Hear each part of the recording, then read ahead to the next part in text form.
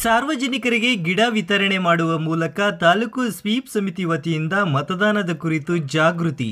ಶಿಡ್ಲಘಟ್ಟ ನಗರದ ಕೋಟೆ ವೃತ್ತದಲ್ಲಿ ಇಂದು ಗುರುವಾರ ಬೆಳಗ್ಗೆ 11 ಗಂಟೆ ಸಮಯದಲ್ಲಿ ಲೋಕಸಭೆ ಚುನಾವಣೆ ಹಿನ್ನೆಲೆ ತಾಲೂಕು ಸ್ವೀಪ್ ಸಮಿತಿ ವತಿಯಿಂದ 100 ಜನರಿಗೆ ಗಿಡ ವಿತರಣೆ ಮಾಡುವ ಮೂಲಕ ಮತದಾನದ ಕುರಿತು ಜಾಗೃತಿ ಮೂಡಿಸುವ ಕಾರ್ಯಕ್ರಮ ನಡೆಯಿತು.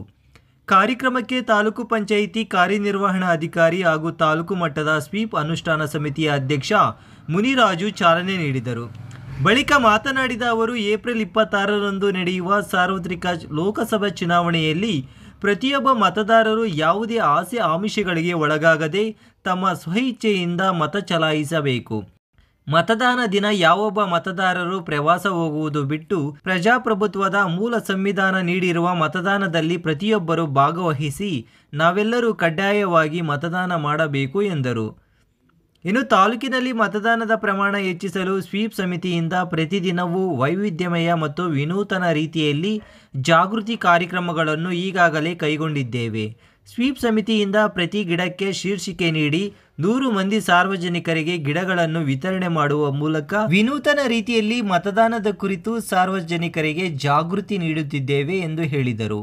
ಈ ಸಂದರ್ಭದಲ್ಲಿ ಕಾರ್ಯನಿರ್ವಾಹಕ ಅಧಿಕಾರಿ ಮುನಿರಾಜು, ಸಿಡಿಪಿಒ ನೌತಾಜ್, ಸಾಮಾಜಿಕ ವಲಯ ಅರಣ್ಯ ಅಧಿಕಾರಿ ನಾಗಾರ್ಜುನ್, ಪೌರಾಯುಕ್ತ ರಂಗನಾಥ ರೆಡ್ಡಿ ಸೇರಿದಂತೆ ತಾಲೂಕು ಮಟ್ಟದ ಅಧಿಕಾರಿಗಳು, ತಾಲೂಕು ಮತ್ತು ಗ್ರಾಮ ಪಂಚಾಯಿತಿ ಮಟ್ಟದ ಸಿಬ್ಬಂದಿ ಸೇರಿದಂತೆ ಇತರರು ಹಾಜರಿದ್ದರು. ನಾವು ಕಾರ್ಯಕ್ರಮವನ್ನು ಹಮ್ಮಿಕೊಂಡಿದ್ದೀವಿ. ಇದರ ಒಂದು ಪ್ರತಿ ಗಿಡಕ್ಕೂ ಕೂಡ ಒಂದು ಸ್ವೀಪ್ನ ಒಂದು ಟೈಟಲನ್ನು ಕೊಟ್ಟಿದ್ದೀವಿ. ಅದರಂತೆ ಪ್ರತಿಯೊಬ್ಬರು ಕೂಡ ನಾವು ಅರಿವು ಮೂಡಿಸ್ತಕ್ಕಂಥದ್ದು ಏನಪ್ಪ ಅಂತಂದರೆ ಪ್ರತಿಯೊಬ್ಬರು ಕೂಡ ಕಡ್ಡಾಯವಾಗಿ ಮತದಾನವನ್ನು ಮಾಡಿ, ಹಾಗೆಯೇ ಒಂದು ರಹಿತ ಒಂದು ಚುನಾವಣೆ ನಡೀತಕ್ಕಂಥ ಒಂದು ಉದ್ದೇಶ ಇಟ್ಕೊಂಡು ಯಾರೂ ಕೂಡ ಆಸೆ ಆಮಿಷಗಳಿಗೆ ಬಲಿಯಾಗದೆ ಸ್ವಇಚ್ಛೆಯಿಂದ ಮತದಾನವನ್ನು ಮಾಡಬೇಕು. ಮತ್ತು ಆ ದಿನ ಮತದಾನ ದಿನ ಯಾರೂ ಕೂಡ ಹೊರಗಡೆ ಹೋಗ್ತಕ್ಕಂಥದ್ದಾಗಲಿ ಅಥವಾ ಬೇರೆ ಪ್ರವಾಸಿ ಸ್ಥಳಗಳು ಹೋಗ್ತಕ್ಕಂಥದ್ದು ಮಾಡೋದು ಬಿಟ್ಟು ಪ್ರತಿಯೊಬ್ಬರು ಕೂಡ ಏನು ಪ್ರಜಾಪ್ರಭುತ್ವದ ಒಂದು ಮೂಲ ನೆಲೆಗಟ್ಟು ಸಂವಿಧಾನ ಇತ್ತು, ಆ ಸಂವಿಧಾನ ಕೊಟ್ಟಿರ್ತಕ್ಕಂಥ ಒಂದು ನೆಲೆ ಒಂದು ಮತದಾನ ಮಾಡ್ತಕ್ಕಂಥದ್ದು. ಆ ನಿಟ್ಟಿನಲ್ಲಿ ಪ್ರತಿಯೊಬ್ಬರು ಕೂಡ ಪ್ರತಿಯೊಬ್ಬ ವಯಸ್ಕ ಮತದಾರರು ಕೂಡ ಕಡ್ಡಾಯವಾಗಿ ಮತದಾನ ಮಾಡಬೇಕು.